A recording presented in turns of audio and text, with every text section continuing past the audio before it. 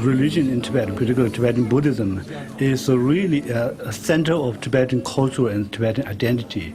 And for China to effectively control Tibet, then you really have to destroy that religion, or at least limit it. That is very essential, and the Chinese know this.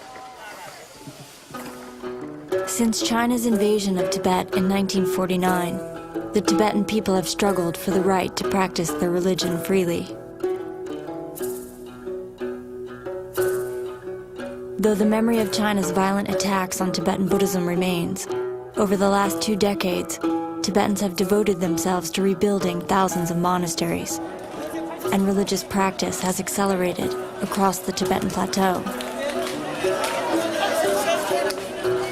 But China's top leaders have expressed deep concern about the continued popularity and rapid growth of Tibetan Buddhism, and a new wave of Communist Party policies to stifle the spread of religion in Tibet leaves the future of Tibetan Buddhism in its homeland uncertain.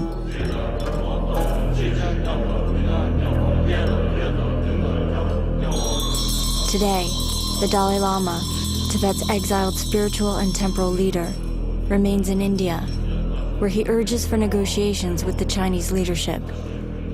And inside Tibet, the struggle for religious freedom continues. We don't expect that if we shout for religious freedom or human rights in Tibet that these will be granted straight away. But even if I was beaten, killed, or imprisoned, even if I could only shout a few words, it would help the Tibetan people.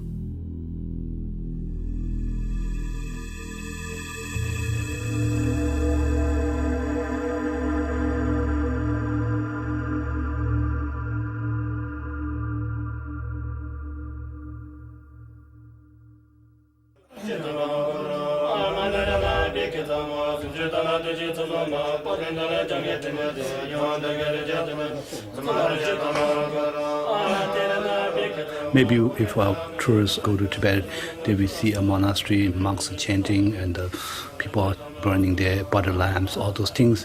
But this is one level that is these days permitted to do that.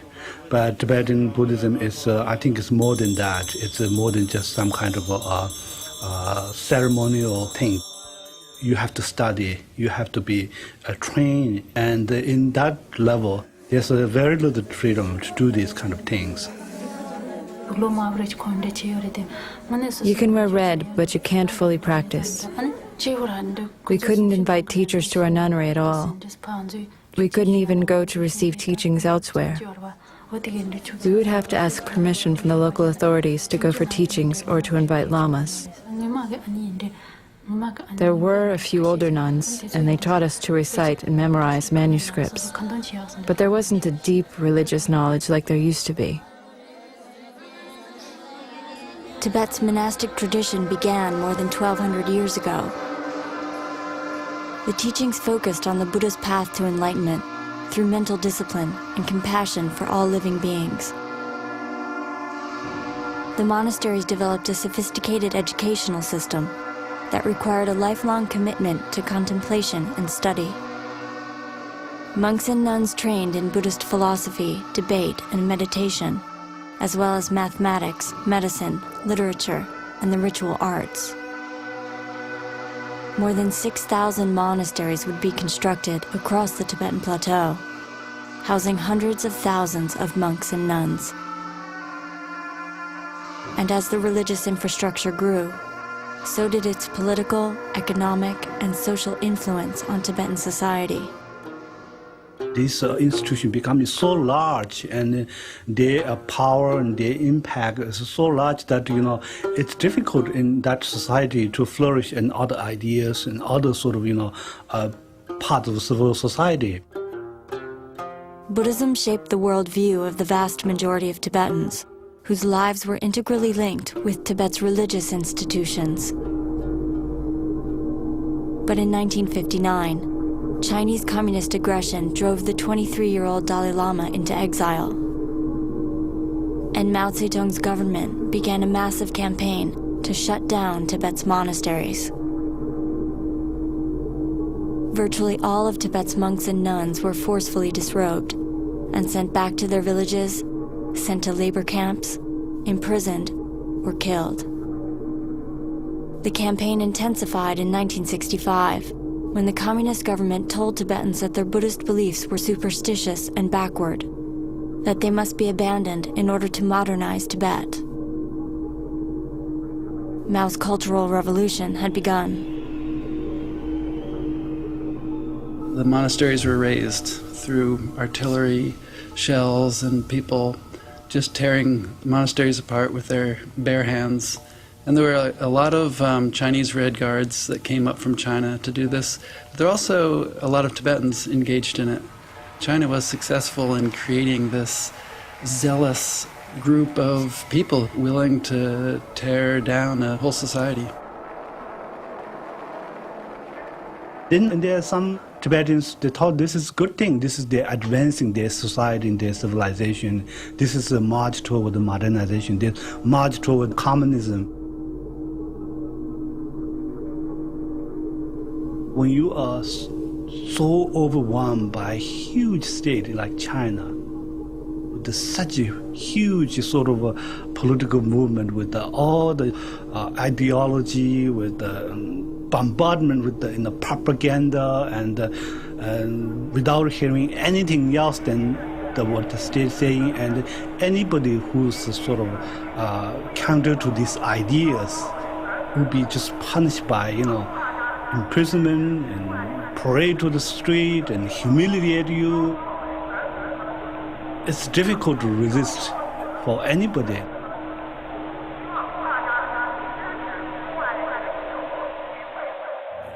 The attacks on Buddhism and the forced abandonment of religious practice devastated the Tibetan people.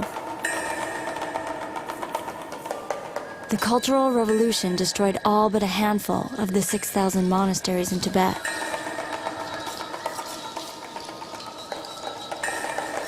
It would take more than a decade and a change of Chinese leadership for Buddhism to resurface from the ruins.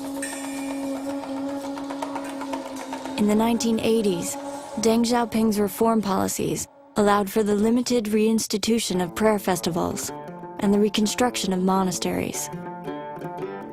Though heavily monitored by Communist Party officials, Tibetans took advantage of the chance to once again publicly embrace their culture. That was really in the Tibetan religion sort of renaissance period. And my generation, maybe even a little older than me or younger than me, maybe I think that time we had very little idea about Tibetan Buddhism, what it means, what it's teaching. But certainly we identify with our identity. Perhaps the most impressive example of the resurgence of religious life occurred at Larangar in Kham, eastern Tibet.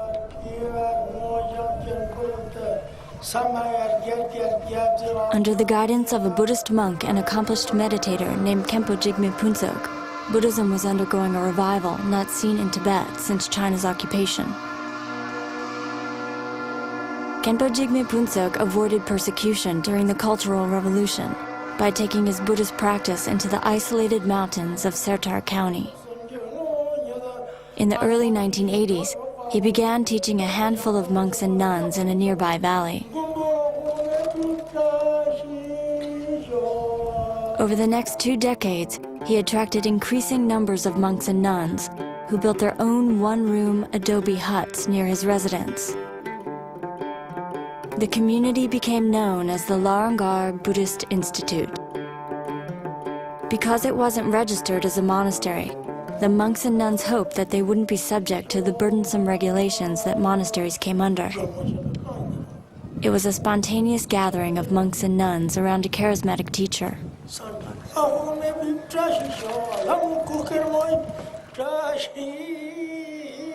Khenpo Jigme Phuntsok trained thousands in Buddhist philosophy and meditation with his rigorous course of study.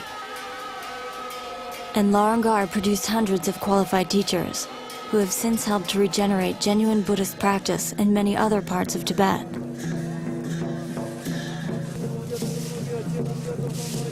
A Authorities in Beijing didn't anticipate the resurgence of spiritual activity across the Tibetan plateau in the 1980s and 90s. The government provided little support for religious institutions, and communist leaders believed that the Tibetan people's religious faith would diminish with increased economic and social development in Tibet. Instead, Tibetans resisted Chinese occupation with the expression of their Buddhist identity and devotion to the Dalai Lama. Tibetans continued to rebuild and sustain the monasteries with voluntary donations of money and labor. Certainly, this is the one way to express Tibetans to say, no, that's not who we are. We have something else, and we identify with the religion, and to saying that we are different from the Chinese, and we feel the difference. And it was quite a proud moment in a lot of Tibetans' life.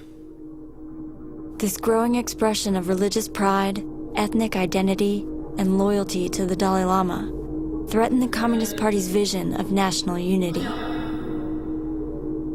In the mid-90s, authorities in the Tibetan capital Lhasa launched an intensive patriotic education campaign to suppress it.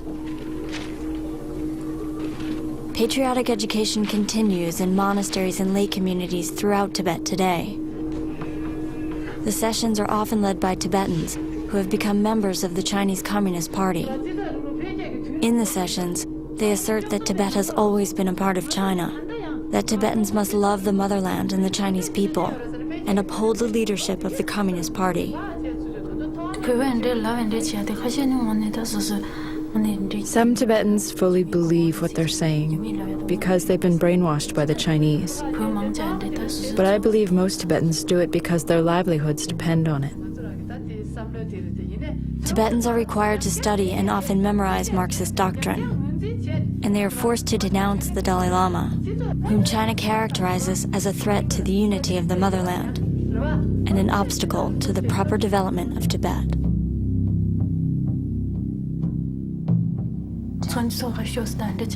When meetings were held, anybody over the age of 18 had to go. And if they said that whole families had to attend, then we had to. We couldn't say we had other work to do.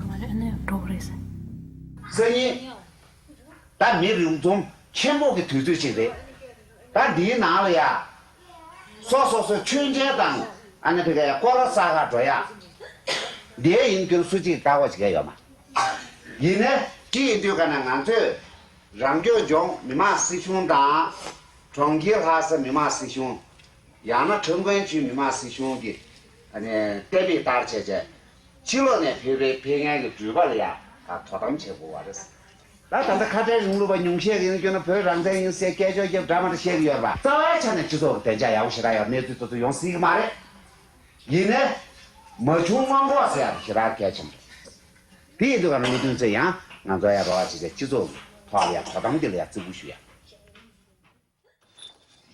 In the monasteries, the sessions are designed to identify, expel, or arrest dissident monks and nuns whose Buddhist beliefs or political views conflict with Communist Party principles. The classes can last from 5 days to 3 months. At the end, monks and nuns are forced to sign a document declaring their opposition to the Dalai Lama and professing loyalty to the Communist Party. A refusal to sign can lead to expulsion from the monastery or imprisonment. Whenever they called us, we had to go no matter what. We didn't have the right to say no. Sometimes they would call us to class during prayer sessions, and we had to go.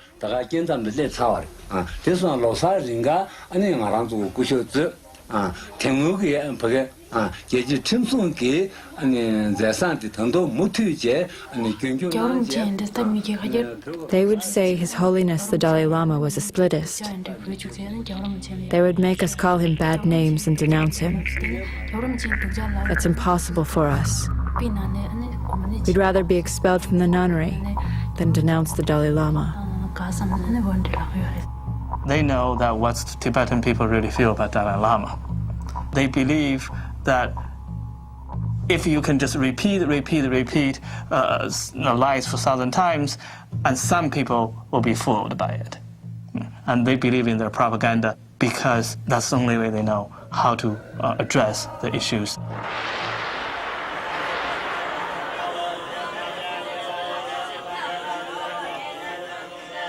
So monasteries were seen as hotbeds of dissident activity and pro-independent sentiment, which in large part was true.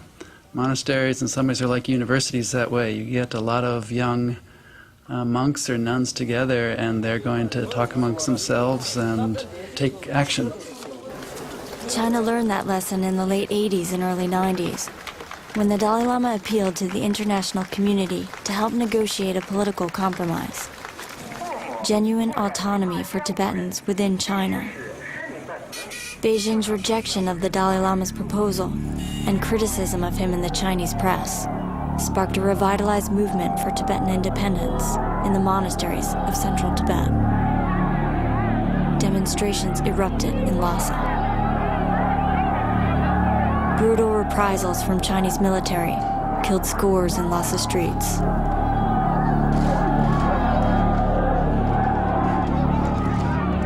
More than 1,000 monks and nuns were imprisoned and tortured.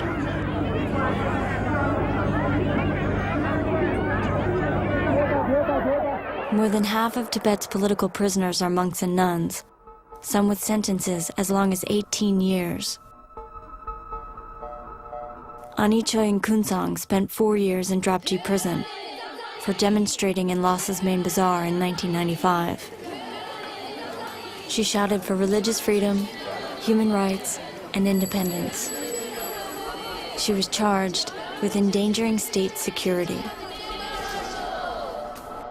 When Ani Choying expressed her religious or political beliefs in prison, she was stripped naked, beaten by groups of male guards, and shocked with an electric cattle prod.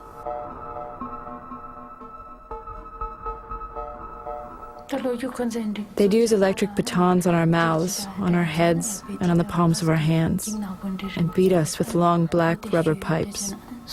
They hit me many times. I had gashes on my head, and my nose bled. I received many punishments like these. According to the U.S. State Department's annual human rights reports, the torture and abuse of detained monks and nuns occurs routinely in Tibet. In addition to severe beatings, common forms of torture include exposure to extreme heat and cold, hanging by extremities, deprivation of sleep, and electric shock to the genitals. Even if we are killed after shouting a few words, I still think that it's worth it.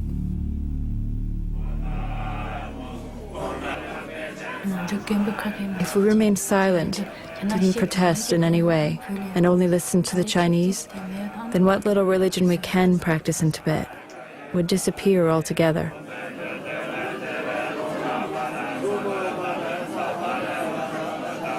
Increasingly, a lot of the communist cadres realize that this official doctrine of religion withering away isn't really part of human nature and human society. So I think there is a growing realization that religion is here to stay, and China sees it more of a job of just how they manage it so that it doesn't become a threat, it doesn't become a source of power for people to start living and thinking independently. To monitor compliance with party guidelines, China closely regulates the activities of Tibet's prominent religious figures. The most influential are those believed to be reincarnations of eminent Buddhist teachers from the past. Tibetans regard such reincarnations as holy beings, and while the Dalai Lama is the best-known example of a recognized reincarnation, there are hundreds of others across Tibet. I think the goal certainly is to try to make sure that the reincarnations that are brought up in Tibet are more obedient to China. They become the leaders in Tibetan society. I think China realizes that they can't get rid of them, so they're going to co-opt them. In 1992, at the age of 7, Ugyen Tenle Dorje was enthroned as the 17th Karmapa. one of the most important reincarnated figures in Tibetan Buddhism. Communist officials attended the enthronement, where they publicly announced their claim to the historical and legal right to appoint what they called living Buddhas in Tibet. Authorities hoped to mold the Karmapa into a patriotic monk and use him as a mouthpiece for the Communist Party. They just had huge, media sort of spinning around him from beginning, when the Karmapa was recognized by Chinese government and, took him to Beijing and meeting with Jiang Zemin, and 8 or 9 years old, Karmapa was praising the economic development in Tibet. At the time, they thought that this is going to work, by developing economic. They're grooming those Lama, and then we don't have to worry about the Dalai Lama, and then Tibetans will be happy. The Karmapa spent his youth under the strict management of local officials, without access to the teachings and training he needed as the emerging spiritual head of an ancient Buddhist lineage. But he refused to compromise his religious education for the party. And like tens of thousands of monks and nuns before him, who fled over the Himalayas to seek a better education in the Tibetan exile monasteries of India, so too did the 14-year-old Karmapa in 1999. It was a very daring escape, which was really embarrassing for China. And it's a great loss, I think, for Tibetans not to have him there in Tibet. Even though now he's able to get a real education and a proper education that he, as a Karmapa, should. I think it's really unfortunate that China couldn't have allowed him a little more breathing room and that he couldn't have remained.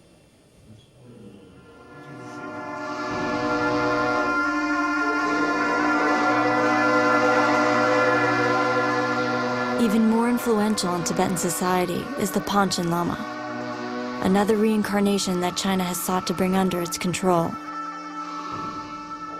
In Tibetan Buddhist tradition, the Panchen Lama shares a unique relationship with the Dalai Lama, in which the elder of the two is responsible for identifying and mentoring the younger. The previous Panchen Lama, Choki Gyaltsen, advocated for religious freedom throughout his life and spent more than a decade in prison for his criticism of Chinese policies in Tibet. After his release, he again devoted himself to restoring Tibetan identity and religious freedom until he died mysteriously in 1989 at the age of 50, just as his open condemnation of Chinese policies intensified. Despite Beijing's efforts to control the search for the Panchen Lama's reincarnation, over the next few years, Tibetans would smuggle information and photographs of the candidates to India for the Dalai Lama's consideration. And in May of 1995, the Dalai Lama identified the 11th Panchen Lama. His name was Gendon Choki Nyima. He came from a remote part of central Tibet called Nagchu, and he was 6 years old.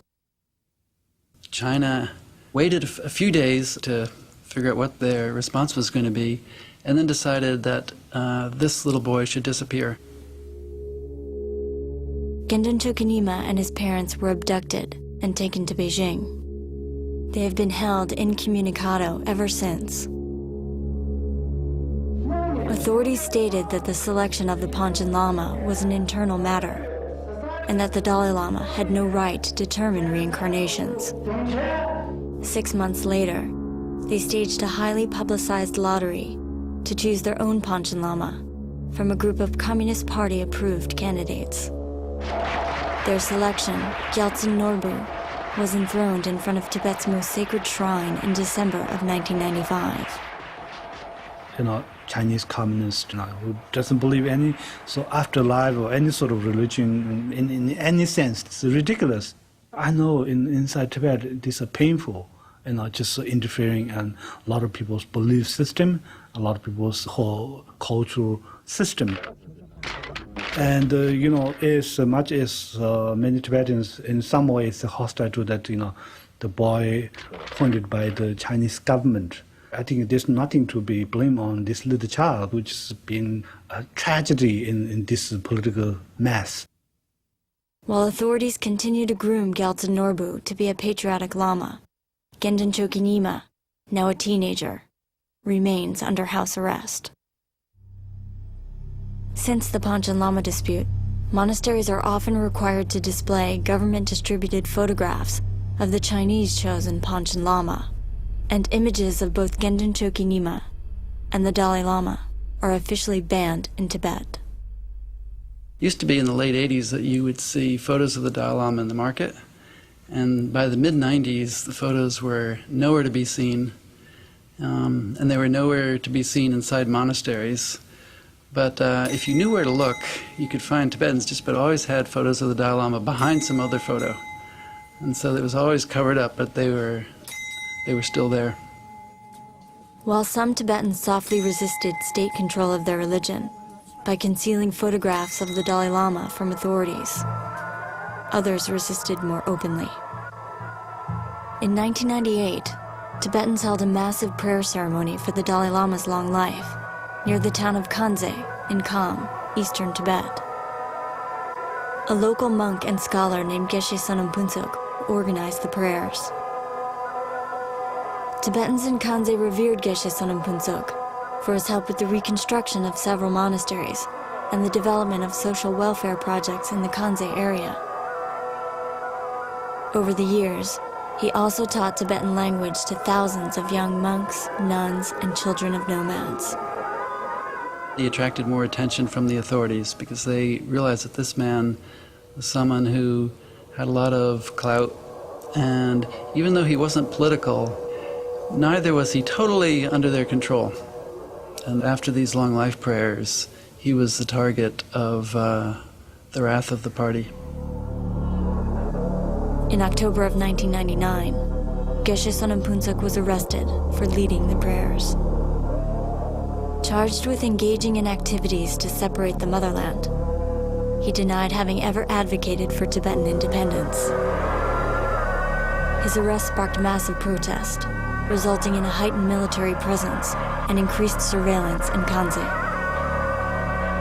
At his trial, Geshe Sonam Phuntsok admitted to having organized prayers for the Dalai Lama, but argued that such activities do not harm the national unity of the People's Republic of China. He was sentenced to 5 years in Nakba prison.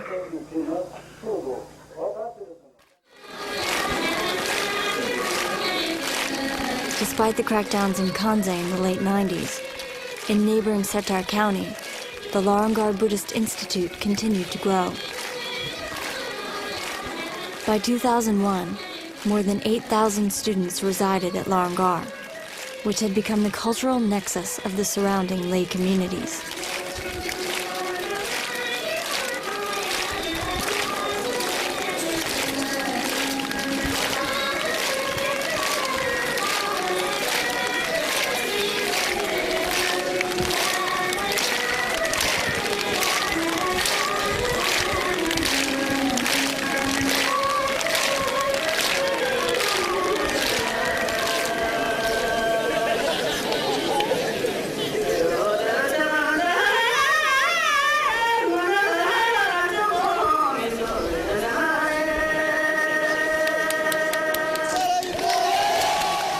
Larangar not only attracted Tibetans, but also drew more than 1,000 Chinese. There are more and more Chinese people who have greater interest in religion in general, spiritual life in general, but in Buddhism and in Tibetan Buddhism in particular. And you can see that more and more people go to Tibet and want to learn more about why Tibetan people are so devoted into their religion and what's there for them. Now this extra layer of implications that Tibetan Buddhism may going to have an impact in the Chinese society, and in that case, what does it mean to the state? Khenpo Jigme Phuntsok's increasing popularity among Chinese Buddhists and the sheer number of monks and nuns at Larangar alarmed Beijing. If people devote in the religion and have a large gathering, they're afraid they'll turn into some political rebellion. They're fundamentally insecure of the land and the people who they occupy, and they want control.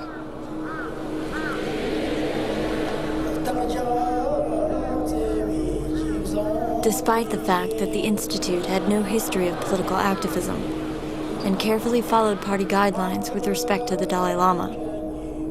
Larangar became the target of a campaign to decrease the number of monks and nuns permitted in monasteries. Monasteries no longer had to be politically active to come under attack.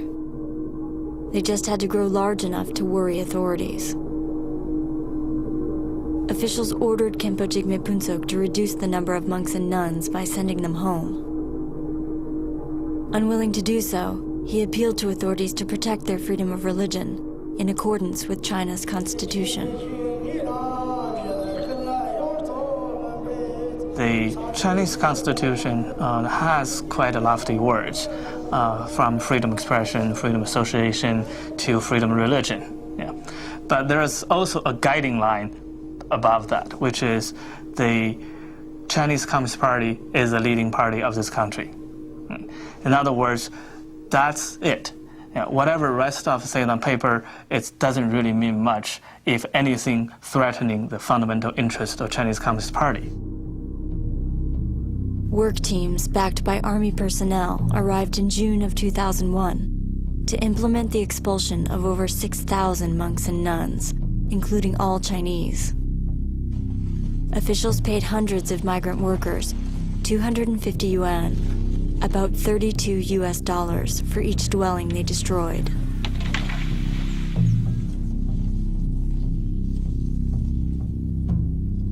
With the demolition of over 3,000 residential quarters, authorities prevented monks and nuns from returning.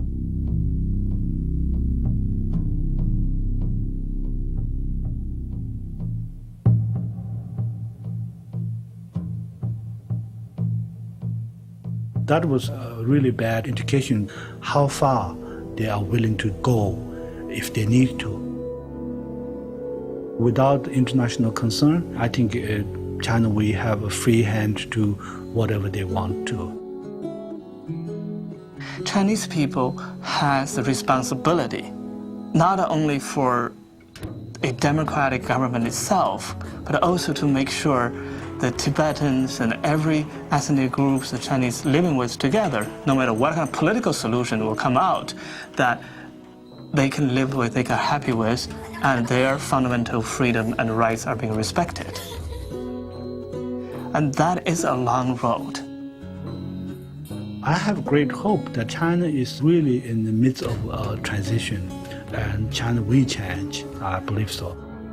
I think they will see the value of Tibetan Buddhism as part of a diverse culture. It's not going to be a threat to the state if they be open-minded.